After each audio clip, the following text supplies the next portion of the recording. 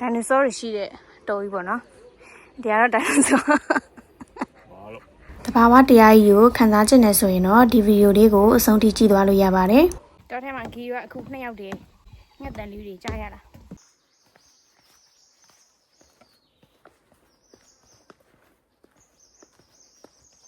ဘာပွင့်လေးလဲလက်ပံပွင့်လား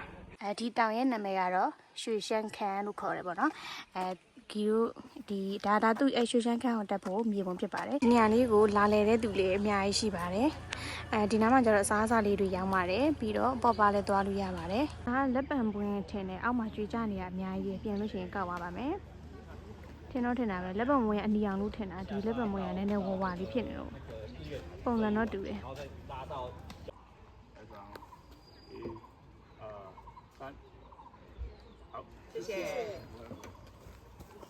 ဒီရွက်လေးတွေစားလို့ရတဲ့အရွက်လေးပေါ့လားတောင်မောလူတွေစားတာတွေ့တယ်ဒိုင်နိုဆောရှိတဲ့တော်ကြီးပေါ့နော်ဒီကတော့ဒိုင်နိုဆောငှက်တန်လေးတွေကြားရတယ်ရေစီးတန်လေးတွေကြားရတယ်ဒီတော့လာလေဒီနားလေးတော်တော်လှတာတဘာဝနေရာလေးပေါ့နော်တော်ထဲမှာစားလို့ရတဲ့အသီးရွက်တွေလည်းအများကြီးပဲတွေ့ပါတယ်ဒီနေရာလေးကတော့ထားမှမှာအကြိုက်ဆုံးနေရာလေးတစ်ခုဖြစ်သွားပါပြီဒီလိုမျိုးတက်ရပါမယ်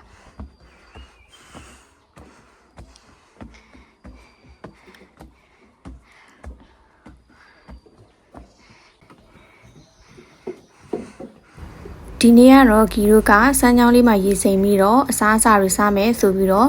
အစားအစာအပြည့်ထုတ်ပိုးလာပြီးတော့လာခဲ့တာဖြစ်ပါတယ်လာတာစမ်းချောင်းကူတော့တောင်းတက်နေရပြီအခုရွှေရှမ်းခန်းလို့ခေါ်တဲ့ဒီဟိုက်ခင်းနေရာလေးကိုဂီတို့စားရောက်တဲ့အချိန်မှာတော့ခန်းစားချက်ကတော့ဒိုင်နိုဆောစကားထဲမှာရောက်သွားသလိုမျိုးခန်းစားရပါတယ်အပင်လေးတွေကအဓိကပေါ့နော်အဲ့ဒီအပင်ပုံစံလေးတွေနဲ့လမ်းဖောက်ထားတဲ့ပုံစံလေးနဲ့ဆိုတော့လေ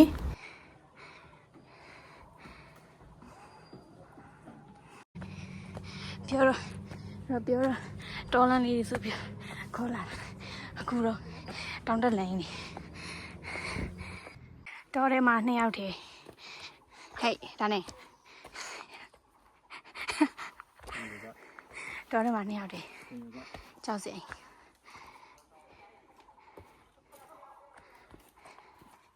ကြီးကကြဒီလိုနေရာလေးလာရကြိုက်လူမရှိဘူးဆိုတော့ဒါပေမဲ့အဲ့လိုတောင်းတက်ရတာမကြိုက်တော့လိပါလို့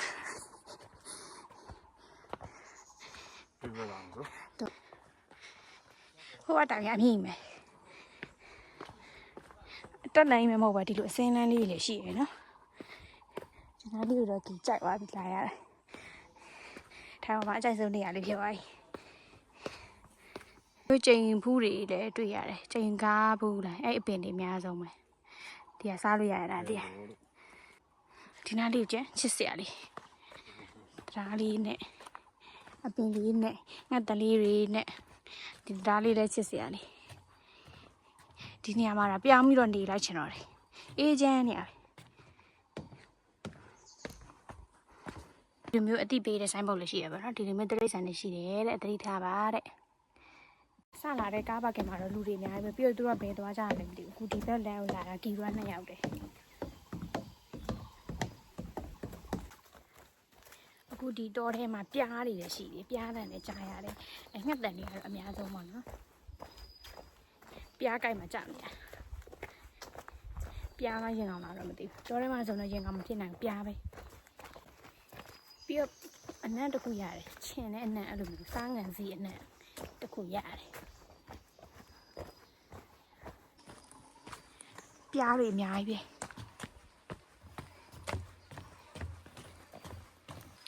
ဒီတရားလေးလည်းလာတယ်ချစ်စီအနေလေးမလေးလှုပ်တယ်ဟဲ့လှုပ်တာစမ်းကြောင်းလေးဒီနားလေးလည်းလာတယ်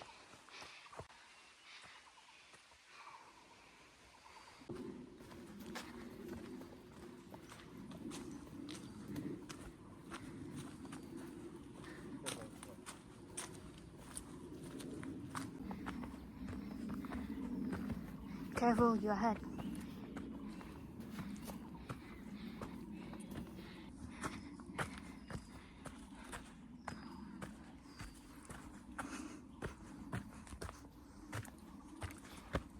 ဒီလမ်းယူကျ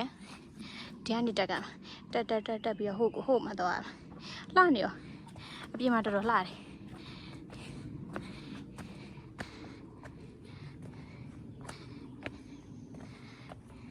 အေဂျင့်တိတ်စိတ်နေအောင်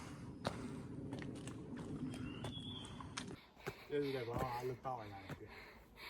ဘာဖြစ်လို့လဲ 马上要把打完。 ဟော 有啊，行，哇，到来毛头呢，来没有，都这个风我让就是easy 味道，easy one 味道。 ဘာမှမလုပ်တာ feel nothing ကီရိုအခုလာတာစမ်းချောင်းလာတာစမ်းချောင်းမဟုတ်ဘဲနဲ့တောင်ဖြစ်နေတောင်တက်နေတာညာပြီးခေါ်လာလားမသိဒီနားလေးလှနေရောတစ်ပင်အပြင်မှာပို့ပြီးတော့လှတယ်ဘာပင်နေလဲတော့မသိဘူးဒီနားလေးအရင်လှတယ်ဒါအစင်းနဲ့နေရပါရေစီးတယ်တွေတော့ကြာရပြီဘယ်နားမှလဲတော့မသိဘူး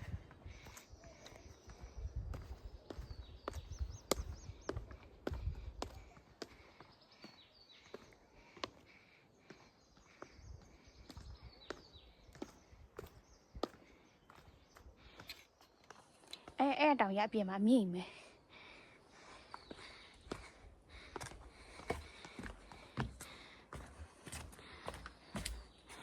ဟိုနေဟိုမှာကြည့်အောင်လှနေအောင်အဲ့လိုမျိုးအမြင့်မယ်ဒီနေရာလေးလည်းတော်တော်လေးလှတယ်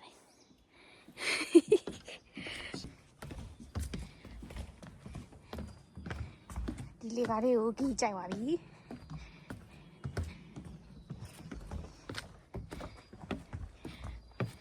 ဒီလိုမျိုးတစ်ပင်အမြင့်ကြီးတွေနဲ့ဒီလိုလှေကားလေးနဲ့ဘလို့လေးလည်းမသိဘူးအဲ့လှေကားလေးပေါ်မှာဒီလိုမျိုးတိရွက်လေးတွေကျွေးနေတာအရန်လှတယ်ပြီးတော့ရှေ့မှာကတောင်တန်းမြင့်နေရှမ်းမိုက်တယ်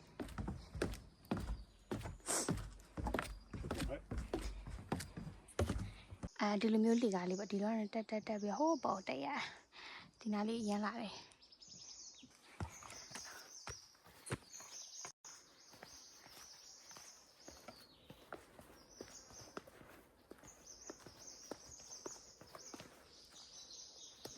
对不对？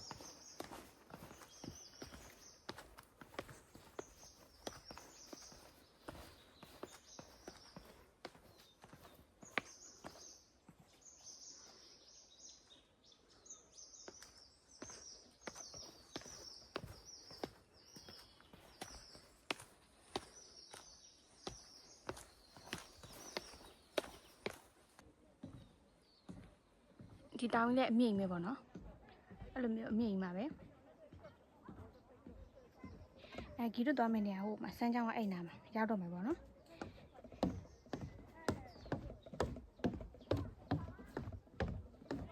လူမျိုးပန်းလေးတွေလည်းအများကြီးရှိတယ်ဟန်ကင်းလာတဲ့လူတွေပါပြီးတော့တောင်တန်းရှိတယ်ဟိုမှာလက်ကြီးတစ်ချောင်းလက်ကကြီးတော့ငရဲသားလိုက်လာမသိဒါခေါင်းတစ်လုံးလက်တစ်ချောင်းဒီမှာလက်တစ်ချောင်းဒီကဘာသဘောလဲမသိဘူးဘလူးလားဒါတောင်ချီပေါ့တရားတောင်ချီမှာအဲ့လိုမျိုးနေရာလေးစမ်းချောင်းလာတာပဲနားရောက်လာတယ်မသိဘူးသွားကျင်တဲ့စမ်းချောင်းဟိုးရေအတန်ပဲကြားရတယ်စမ်းချောင်းမတွေ့တော့ခဏဂီတို့သွားခဲ့တယ်ဒီဟိုဂျိုင်းရဲ့ဘလူးနေရာပေါ့နော်ခြေထောက်တစ်ဖက်နဲ့ခေါင်းတစ်လုံးအဲ့ဒီနေရာပေါ့ကားပါကင်ကဒီမှာဂီတို့ကားကဒီမှာထားခဲ့ဒီကနေဒီလိုလာလို့ရှိရင်ဒီဘလူးရှိတဲ့နေရာကိုနီးနီးလေးပေါ့နော်ဂီတို့ကနေပြီးတော့ဒီအစိမ်းအောင်လမ်းကြောင်းတိုင်းသွားတာတော်တဲ့လမ်းတိုင်းသွားတာပေါ့နော်တော်တဲ့လမ်းသွားပြီးတော့ဒီကိုရောက်တာအခုပြန်လာပြီရောက်ပြီ面ဒါအမြန်လမ်းပေါ့ ဒီကနေသွားရင်ပို့ပြီးတော့မြင်ရတယ်ဒီဘလူးကြီးကိုသွားမှာဂီရောရှာရှည်ပြီးတော့ဟိုအစိမ်းအောင်လှမ်းချောင်းတိုင်းသွားတော့ကြာသွားတာပေါ့နော်ဒါပေမဲ့အဲ့တော်ထဲမှာတော့ရမ်းလှတယ်သူ့ရဲ့အမြင်ကတော့900နဲ့10မီတာဖြစ်ပါတယ်တော်ထဲမှာတော်တော်လေးလှပါတယ်အခုကတော့ဂီတို့ကရွှေရှမ်းခန်းတောင်ကိုတက်ပြီးတော့ပြန်มาတော့မယ်ပြန်တဲ့လမ်းမှာလည်းကားရှိကနေတရိတ်ဆန်လေးတွေဖြတ်ပြေးတာကိုလည်းတွေ့ရပါတယ်တမင်တွေငှက်တွေဖြစ်ပါတယ်ဗီဒီယိုတော့ရိုက်လို့မမိလိုက်ပါဘူး